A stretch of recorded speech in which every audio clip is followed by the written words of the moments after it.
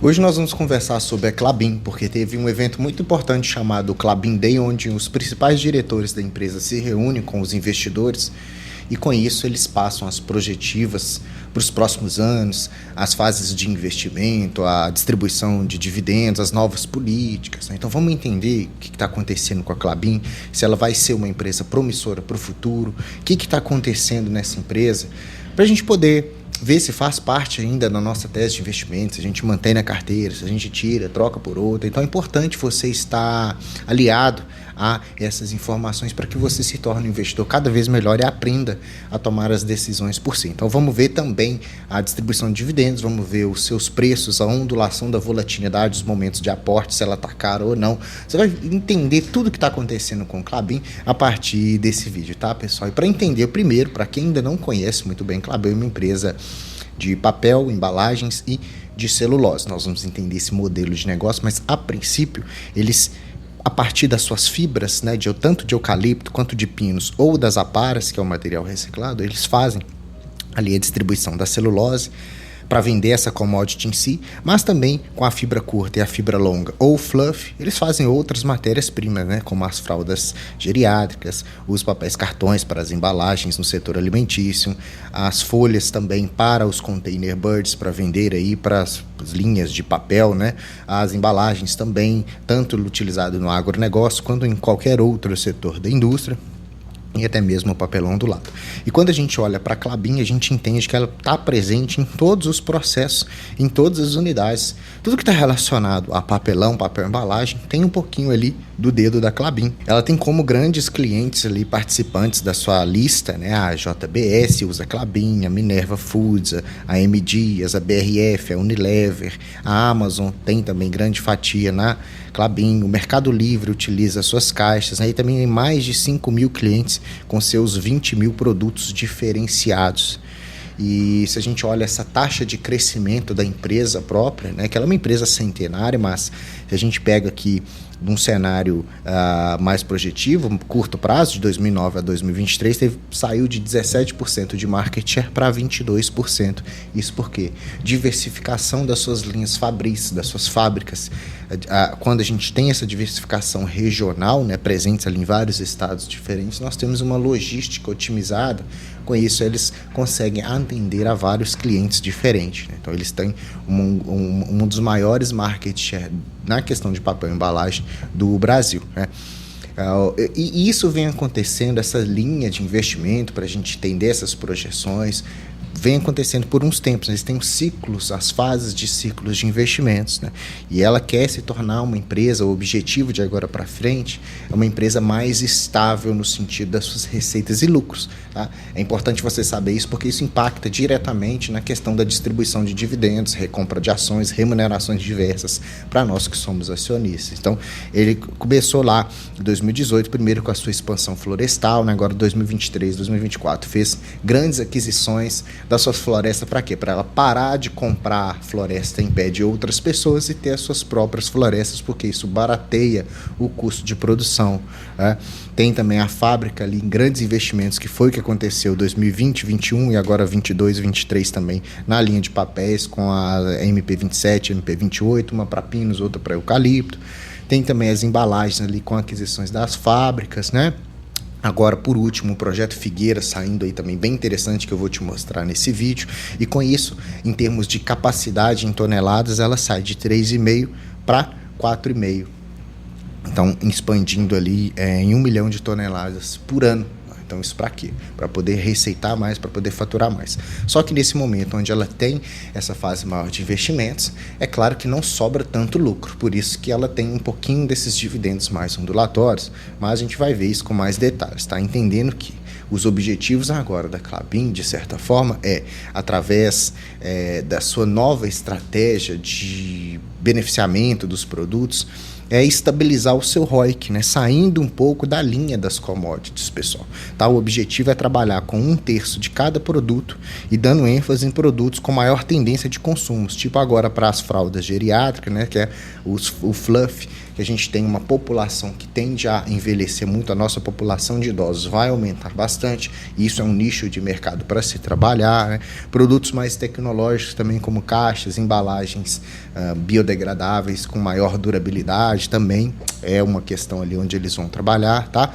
E lembrando que o preço dessas commodities é o que faz a ondulação das receitas e nos lucros, porque além de variar pela própria commodity em si, o preço da celulose, a variação cambial do dólar também ajuda isso, ou para cima ou para baixo. A gente pode perceber, de um tempo para trás, a receita, né, a diversificação das suas receitas eram de mais ou menos 33% para embalagem, 32% papel, 29% celulose e um pouquinho ali outros produtos diferenciados, tá? Então a ideia da Klabin é ter 1/3 de cada um desses produtos, 1/3 celulose, 1/3 embalagens, né, e 1/3 papel, tá? Com isso ela consegue o quê? Tirar um pouco a sua visibilidade da celulose em si e jogar mais nas linhas dos papéis e embalagens e fazer esse mix de receitas aproveitando o crescimento do mercado, que é o que também nós vamos ver mais para frente, né? Outra coisa é o foco na redução da sua alavancagem. O mercado bateu muito do início do ano para cá, inclusive no primeiro semestre, na Klabin, por conta desses investimentos altos que ela tem feito. Então esses investimentos requerem um custo de capital muito alto. E esse custo de capital é se dado através da sua alavancagem, tá? Para quem não entende muito bem, a alavancagem, teoricamente, é como se você fosse pegar um dinheiro, independente da fonte que seja, e usar esse dinheiro, né, essa nova dívida que você arcou para poder melhorar a sua empresa. Não é uma dívida por si dívida, tá? Então, por isso que a gente chama isso de alavancagem. Então, essa alavancagem, ela tende o quê? A respeitar a nova política de alavancagem que eles definiram, um range de endividamento para deixar o que? As coisas mais seguras que vão seguir de acordo com o seu fluxo de caixa. Então, ela tendo dinheiro suficiente para arcar com essas dívidas num potencial máximo, até aquele ponto ali ela consegue ter uma saúde financeira interessante. Além disso, também manter a distribuição de juros sobre o capital próprio, né? Aderente ali à nova política de dividendos também, junto com a recompra de ações e ter sempre um cálculo bem fundamentado sobre a eficiência desses novos projetos para a empresa. E aqui a gente pode ver as novas políticas alinhadas com a visão de longo prazo, com a geração de valor da empresa. Então a gente tem a política de endividamento, que saía de 4,5 dívida líquida por EBITDA, agora passando para, quando em ciclos de investimento, no caso agora, no máximo 3,9, ou fora dos ciclos de investimento de 2,5 a 3,5, tá? Também a nova política de distribuição de dividendos, que antes era de 15% a 25% do EBITDA ajustado, passa a ser de 10% a 20% do EBITDA ajustado. E veja, pessoal, nessa tela aqui a gente pode ter vários insights diferentes. Primeiro que ela, com um dividendo um pouco menor do que já foi, ela vem diminuindo de 2022 para cá, né? Antes, isso para a Klabin 4, né? As ações preferenciais, 30 centavos, 27 centavos, 23 centavos, mas eu tracei essa linha entressejada para a gente perceber que mesmo em 2024, com esse dividendo menor, na sua base histórica, foi maior do que todos os outros anos atrás de 2021. Então veja que mesmo ela pagando um dividendo que teoricamente, a princípio, no curto prazo seria menor, está acima da sua média histórica, tá? Então entender que Klabin não é uma empresa que é aquela grande pagadora de dividendos, pelo menos no curto prazo, porque eles têm essa questão dos investimentos, mas sempre pagou ali os dividendos, né? A gente vai ver um yield on cost interessante, tá? Olha só, a gente pode ver também uma estratégia interessante deles, é que desde o período ali da vigência da política de endividamento, eles sempre tiveram dentro desse range. Então o mercado se assustou muito no início do ano com a Klabin e com isso as ações despencaram e trouxe muitas preocupações para os investidores, que era super cara, tá super endividada, a empresa vai quebrar e tal, mas não, eles sempre ali respeitaram a questão da sua dívida líquida pelo EBITDA, que está dentro da sua política. Eles fazem todo um estudo, né? O que a ideia também de agora para frente é, juntando ali a MP27, a MP28 e os seus novos investimentos, a tendência é aumentar a sua produção, tá? Então veja que as linhas em toneladas, em milhões de toneladas, vai aumentar aí de agora para frente com os seus novos ramp-ups ali, de agora para frente também sem tantas paradas para manutenção nesse período mais curto, né? A normalização também da produção de celulose vai dar uma fluidez mais corrente ali no seu fluxo de caixa. Então, com tudo isso, faz a empresa ter esses lances projetivos. Tanto é que quando a gente olha as suas receitas e lucros, a gente vê que pelo menos de 2009 adiante, a gente tem crescimento constante de receitas. E veja o lucro, essa linha amarela que está ondulando aí na tela. Isso quer dizer que a celulose implicava muito nessas questões, de certa forma. Então, a ideia de agora para frente é deixar essa ondulatoriedade no seu lucro um pouco mais perene. E por ser uma empresa que está ali associada no seu ciclo de commodities, tem a celulose, tem os papelões, tem as intercorrências ali na variação do seu lucro, muita gente ficou em dúvida, né? Empresa endividada, diminui dividendos, será que não vale muito a pena? Olha só, tem um gráfico aqui que mostra que quem investiu em Klabin, pelo menos nos últimos 5 anos, a curto prazo, né, que é onde iniciou-se mais os investidores iniciantes na Bolsa de Valores, a gente percebe que quem investiu em Klabin teve uma rentabilidade maior do que a renda fixa e maior do que o índice Bovespa, hoje com 75,45% de rentabilidade nos últimos 5 anos, contra 30% do IPCA+, e contra 15,5% da média da negociação do mercado. Então, uma empresa que teve a sua rentabilidade acima da média das ações globais e acima dos investimentos de renda fixa. Tá? Então, isso torna-se um caráter bastante projetivo e promissor, tanto para quem já é investidor a longo prazo, e quanto também quem está pretendendo entrar nas ações. Mas o preço vai ditar muito essa rentabilidade. Você não deve comprar uma ação que está esticada ou que está negociando caro. A gente vai ver esses preços daqui a pouquinho, tá? Fica aí no vídeo ainda. Só para a gente continuar aqui no Klabin Day, a gente tem que esse crescimento das suas receitas e a projeção dos lucros é porque a gente tem também perspectivas, ou pelo menos é o que aconteceu, que o setor de papelão do lado cresceu acima do PIB, tá? E, além disso, os preços também cresceram acima do PIB. Então, com isso, a gente tem os preços cresceram acima da inflação. Então, a gente tem uma projeção positiva dessa rentabilidade mais assertiva. E junto, que agora, finalmente, com o seu projeto Figueira, a gente tem também a continuidade desse crescimento mais robusto na sua produção. Então, se eu consigo produzir muito mais, eu tenho um mercado que tem uma demanda não só regional, mas global, Klabin consegue se destacar aí no futuro, tá? Em termos de negociações do preço das ações, aqui a gente tem 2 gráficos diferentes. Um nos últimos 5 anos, apresentando uma volatilidade até que positiva, 38%, né? Já custou R$ 5,50, já custou R$ 3,26, já custou R$ 4,00.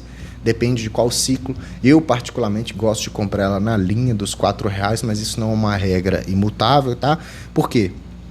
Ela fica negociando abaixo, pelo menos no decorrer de todo esse ano, ela negociou abaixo dos R$ 4,00 em pouquíssimos momentos. Então é uma ação para você ficar ali no radar, vigiando ela semanalmente, sei lá, depende do seu tempo que tem para dedicar aí, tá? Mas que investiu no longo prazo teve a rentabilidade positiva. Eu falo só que essa volatilidade do preço te ajuda a ter um yield mais legal, tá? Se a gente olha os indicadores fundamentalistas, a gente vê que hoje, se você compra ela a 4,62, ela deu um yield de 5,69, pelo menos é o que foi nos últimos 12 meses.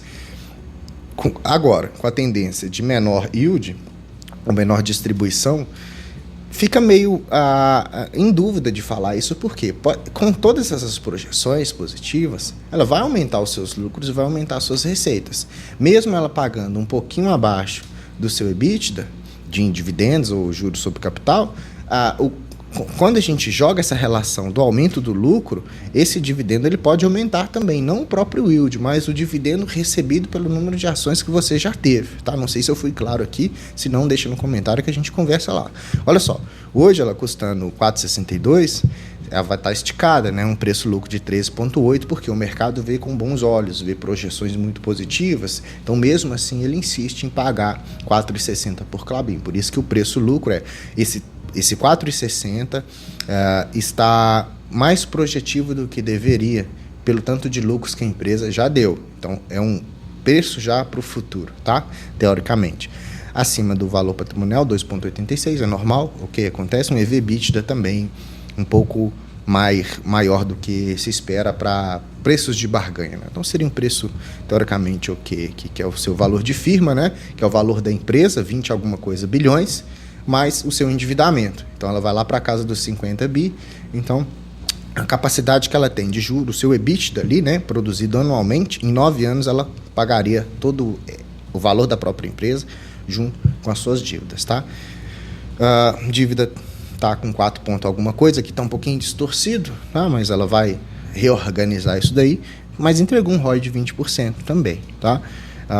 Um ponto interessante aqui, na nossa carteira do canal, onde a gente investe toda semana, eu tenho 130 ações de Klabin, porque eu comprei ela a 4,20, comprei nos valores um pouquinho menores, fui aproveitando esses momentos lá de volatilidade no preço, onde o mercado acha que Klabin vai falir, que não vai pagar mais dividendo, que é uma péssima empresa, eu fui lá e comprei mais.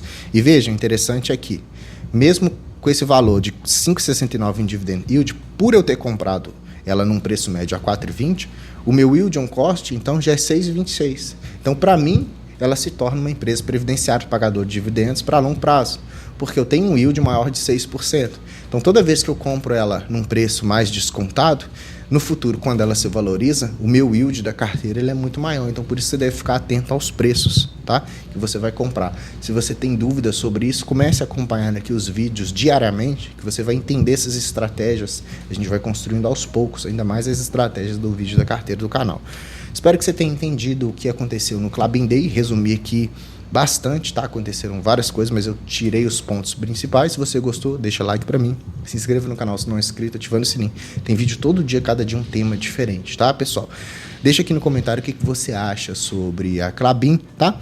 Considere se tornar parte da família. Clique no botão Seja Membro, ajude o canal a crescer, ajude eu a me doar mais por vocês aqui, fazer vídeos cada vez melhores, tá? Hoje aqui, mais um dia você assistiu o canal do Investidor Classe Média. Eu sou o Gustavo, te vejo no próximo dia. Até mais.